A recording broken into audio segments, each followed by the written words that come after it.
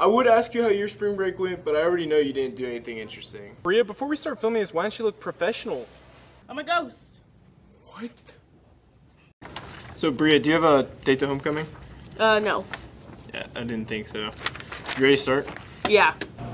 Good morning, Churchill. New year, new show, and I had to rewrite the whole script because Jack wanted to be unique. I'm Bria Melton. I'm Jack Bannis. This is WCTV.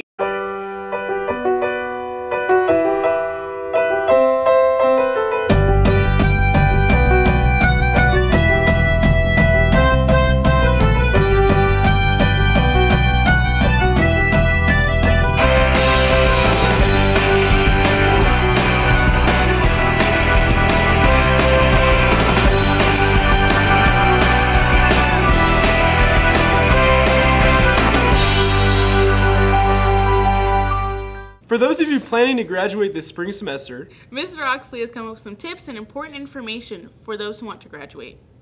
Class of 2018, I'm very proud of your accomplishments this year, from academic to sponsored events and everything in between. Graduation is an event that each and every one of you should feel honored and proud to take part in. Rehearsal is mandatory for students who intend to walk the stage at graduation. Students should be at Freeman Coliseum by noon. Students should park in Lot 9 for graduation rehearsal. I have to stress that graduation ceremony is a dignified ceremony and should be treated as such. I will now provide a quick overview of what the graduation ceremony will look like and some important instructions for portions of the ceremony. For the processional, students will enter the Coliseum in pairs as the band plays Pomp and Circumstance.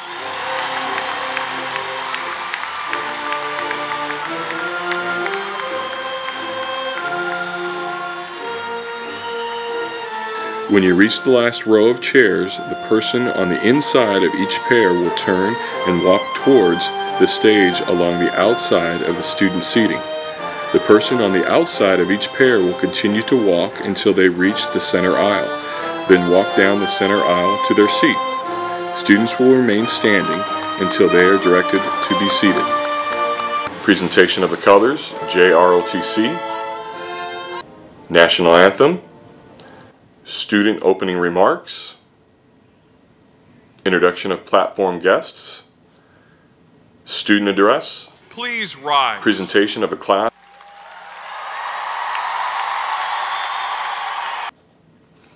presentation of the class to the NEISD Board of Trustees. Dr. Gotardi will certify that the class has met all the requirements for graduation. Acceptance of the class. Presentation of the diplomas. Mr. Oxley will recognize the graduates one more time and say, "At this time, will the first row of graduates please rise and proceed backstage." Student closing remarks, alma mater,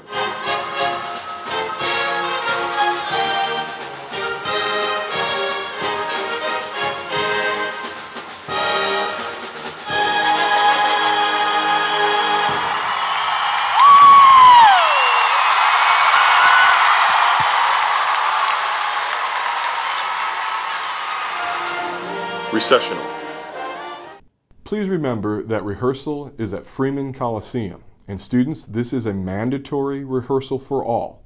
If you are not present, then you cannot walk the stage. Please take time to reflect on this amazing journey you have been on while at Churchill High School. Hey Jack, what kind of music have you been listening to? well, I've been listening to some Russian disco music lately. There's a lot of good stuff in that scene. Well, if you need some new music options, here's Pal with some new music choices. Hi guys and welcome to WCTV, I'm Pao. So today we're going to talk about Maroon 5. Maroon 5 is a band in California. The band started in 1994 by the name of Careless Flowers. They launched an album with that name but it didn't work out, so they had to break up. After a few years they come back with the name of Maroon 5 and they did work out. They had over 6 albums and they have won 23 awards, 3 of them Grammys.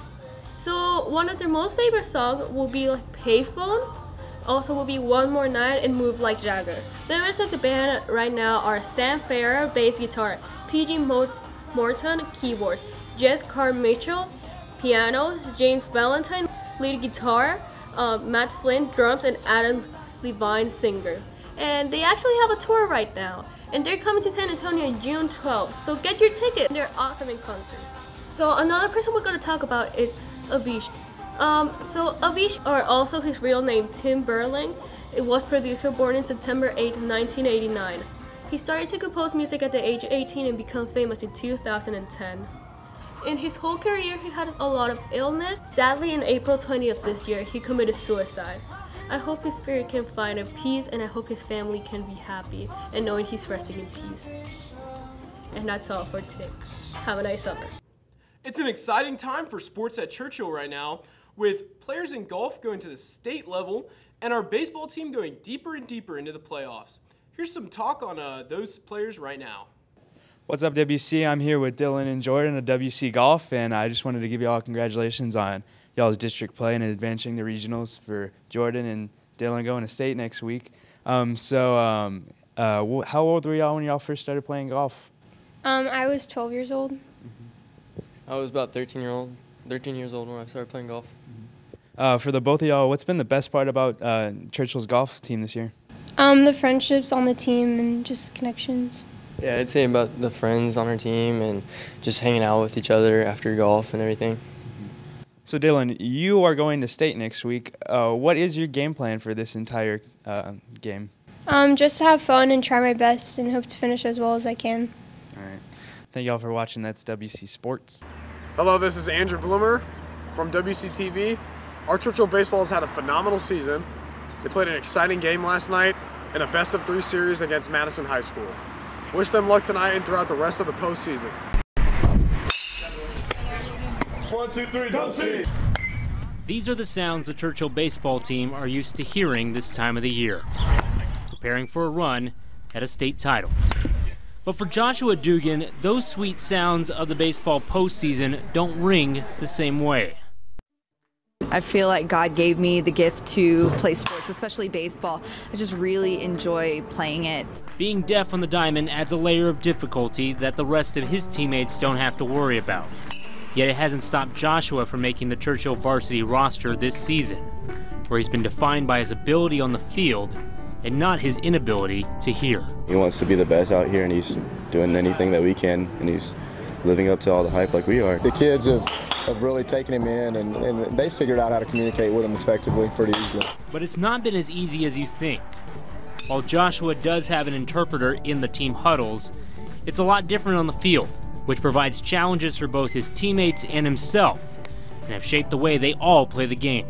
I think one of the things that I struggle with is, I can't hear if somebody's called out or where the ball is caught. Tough situations or fly balls and things like that, but we know that if Josh, calls it, or he, makes a motion that he's going to catch a fly ball, well, we let him catch a fly ball. I have to pay a lot more attention.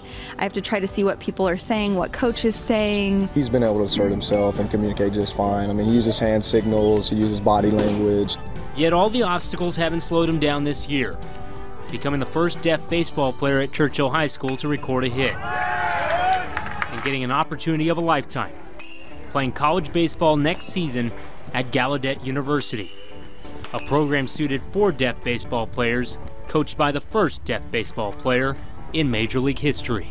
I'm really ready for it. I'm ready for college, for playing baseball up there. It's a tribute to him. It's a tribute to his hard work and his passion for this game, and he really is a talented player. For Joshua Dugan, he might not hear the ping of the bat or the pounding of the leather, but he hopes his journey rings for all to hear for time to come. Next up, we have Tyler's movie review. You can barely even call Avengers Infinity War a movie. It's more like a season finale of a TV show that just happened to be released in theaters. This film has like 65 main characters, and it's smart enough to know that it doesn't have to spend a second of time developing any of them. The movie uses the MCU format to its advantage, and that it gives the viewer the responsibility to know who the characters are and what they do. Didn't see Doctor Strange? Well, that's your fault. Don't worry, because in 30 seconds we're going to cut back to Captain America anyways. This allows the movie to save a lot of time in its 11.5-hour runtime. We just get a quick little dialogue scene with each character, usually a walk and talk to introduce them before they get involved in the story. You don't need to have seen all 18 Marvel movies to know what's happening in this one, but it definitely wouldn't hurt. The beautiful thing about comic books is that they have absolutely no limits creatively other than the imagination of the writer and what the artist is willing to draw. It costs the same amount of money to show Thanos throw a planet that it does to show Scott Pilgrim go on a date. And I feel like we finally reached a point in movies where the same is true. With a big enough budget, you can pretty much do anything with CGI. So that, combined with great writing and performances for characters we already know and love, comes together really well to create a movie that is really fun and satisfying to watch. There's nothing this movie was unable to accomplish. You never feel like they were limited in how much action they could put in based on budget or time constraints. They could literally do anything, and that's why they were able to make this movie as weird as the source material demands it to be. Do you know how happy it makes me that the biggest movie in the world contains stuff this weird? Superheroes, aliens, wizards, magic rocks, spells, curses. Mainstream audiences have reached a point where they're pretty much on board for anything Marvel is willing to try. There's always so much going on in the movie that it never really has an excuse to be boring. Well before you begin to feel bored with the Thor scene, we cut to what Iron Man is up to, and when you're about to be bored of that, we cut to Captain America. This is an advantage that not many other movies have ever really had, and the Russos take full use of it. Every character is utilized so well that you really don't mind how little individual screen time they all get.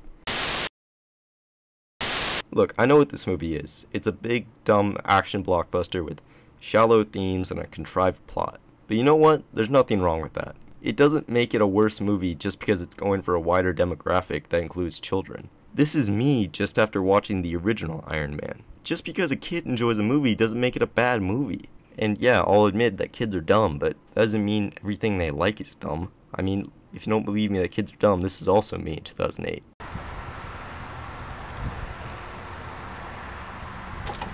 Just because it has more sophisticated themes doesn't mean that Bridge of Spies is a better movie than E.T. A film has value outside of its intellectual worth. Big and dumb isn't necessarily worse than slow and smart. You also have to have entertainment value and spectacle hidden within your art if it's supposed to capture an audience. This film is well within its rights to be as dumb and weird as it is, because it makes up for it with fun character interaction and engaging fight scenes. You don't mind the corny dialogue and cheesy costumes. It's just a bit of fun that will likely leave you an emotional wreck for the rest of the day. 8 out of 10. Jack, do you know sign language? Here's some ASL highlights from their performances last week. So darling, stand by me. Oh, stand by me. Oh, stand by me. I am brave, I am bruised, I am who I'm meant to be. This is me. Look out, 'cause here I come. And I'm marching on to the beat I drum. I'm not scared to be seen. I make no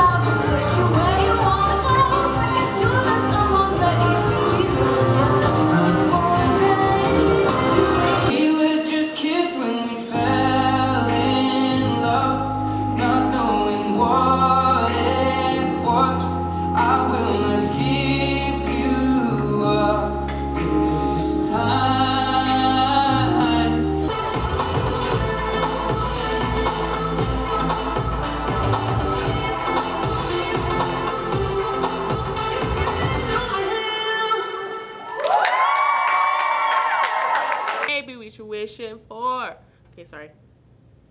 Lastly, we have one of the best segments that happened this year, Adrian's Tech Talk. He's going to come to the year to the close with an exciting last episode.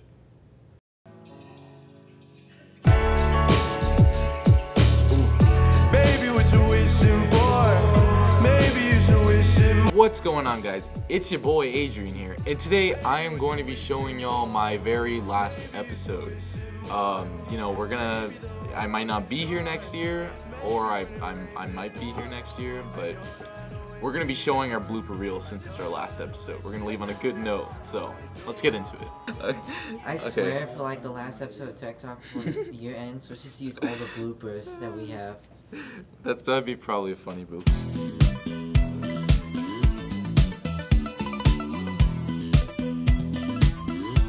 So we have a couple new games coming out during.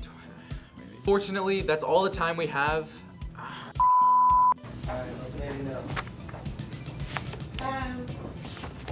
Everyone has opinions about this, and so do I. So don't start fighting each other over this update. What if I just hold it like in front? Okay, before I start this topic, I just dude. Okay, before I start this topic, dude, why am I hate my life? Ugh, I'm gonna scream this, dude. Why is this so freaking hard? Don't worry, it's still going. Well, now it's gonna be like 4 clips. I'm gonna have to look through all the clips. Don't worry, it's like the 4th clip. How do you know that? Guys, Okay. I've been counting. Everyone, be quiet. Everyone quiet. Okay.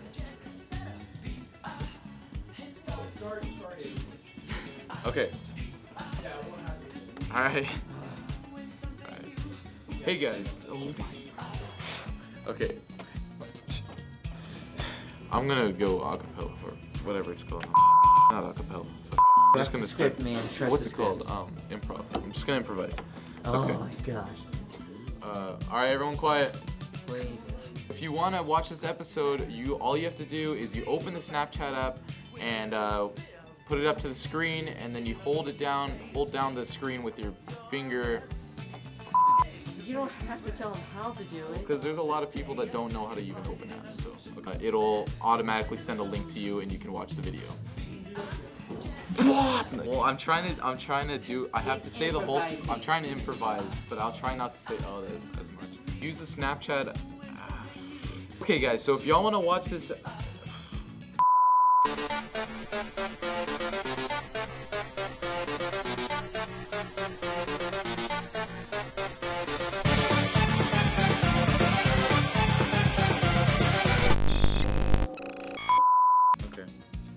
Hey guys, so before the show starts, we're gonna be.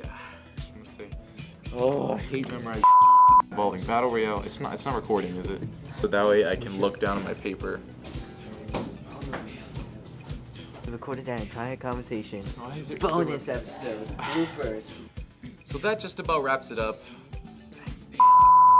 Soon after, Fortnite was put off The Walking Dead. Oh my God. Okay, the next person to make a sound, I'm gonna throw my shoe at you. No, I'm not talking about the TV show. Okay. Make sure to check out that bonus code. Bonus QR code. Okay. Alright guys, that's some of the bonus. Dude, I'm suck at this, dude. Oh my God. Oh, it's red. Okay. Alright guys. Oh, I can't even get past this 2 words. Alright. Zombie games that are coming out this year. PAX East. Now let's move on to the games.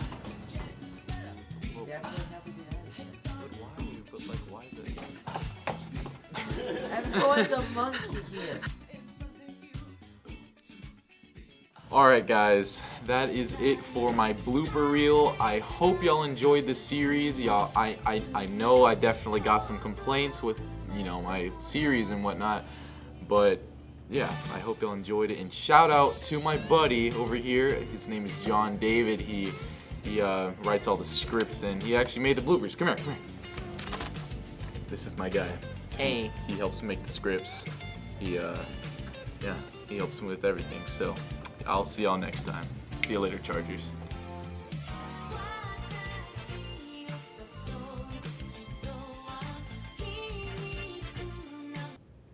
Well, Churchill, it's been a pleasure. I had a great time entertaining you guys this year on WCTV, and I hope that next year's hosts have a great job doing it too. I love you all, and thank you for supporting me and Jack along the way. Also, remember to show up to the Pop Show tonight. It's going to be really good. It's going to be a great time. We heard it's a great show, and we hope you guys have a great, happy, and safe summer, and close out the year on a good note. Thanks, Churchill. Da-na-na-na.